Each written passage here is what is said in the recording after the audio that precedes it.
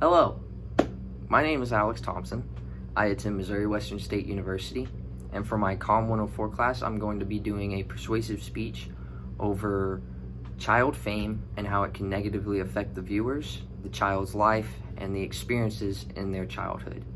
So we all know that at a young age, there are people that go into the movie industries, comedy industries, and they start at a very young age, and they are kind of role models for younger people or for teenagers, or maybe even middle-aged people, but it's mainly for the group that are 21 and lower.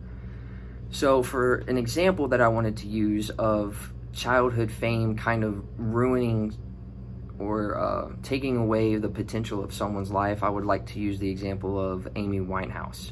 She was an American singer that died at the age of 26 due to alcohol poisoning. And Amy Winehouse, when she was younger, was affiliated with drugs, alcohol use, and she didn't really have a really good home life, and that ended up being detrimental to her success, because in the end she did pass away from alcohol overdose, and a lot of her, the people that knew her as a kid saw her as this big icon, and when they saw that their icon had passed away from this overdose, it made it hard for people to look at that and be, okay, like, that was a hero for me, and now she's gone. Another example that I personally grew up on was Bella Thorne. Bella Thorne was an American actress, and she was in this child movie or child TV show called Shake It Up back in 2011 to 2014.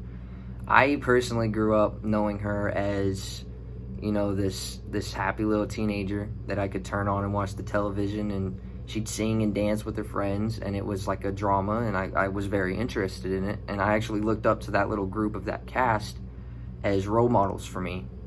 But as soon as I've been growing up and she had been growing up, she got into the porn industry and OnlyFans nudity films. A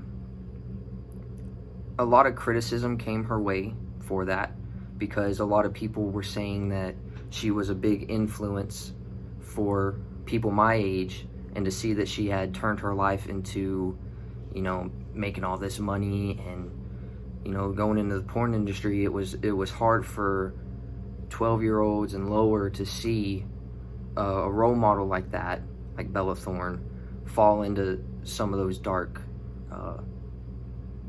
phases in her life. I'm not saying that, you know, the porn industry is bad for anyone. I'm just saying that for young viewers, that isn't an acceptable thing to be watching. And for my last example of childhood fame that was kind of ruined was Drew Barrymore. You might know her mostly from 50 First Dates with Adam Sandler. She was an actress that she grew up in an unstable household. She was, you know, running the streets, doing cocaine and crack from the age of 12 to now. She claims that, you know, she's doing okay and she's doing well for herself, but for the people that are watching her and seeing her in those movies be like how she is today, it can be very it's very hard to see someone that you looked up to, especially in an Adam Sandler film, to go down that dark path. And so what I'm trying to say is that these actors all had a big part in, two of them had a big part in me growing up, and then Amy Winehouse also had a big part of the earlier generation growing up, and made it kind of the norm to participate in these activities. And I think it all could start with just having a stable home, having good parents, having good morals, teaching good morals. And I would persuade most young people of our generation to remember them as that hero and as that person we used to look up to, and not the people that they are now. Because, you know, you don't want heroes that you've grown up to fall. And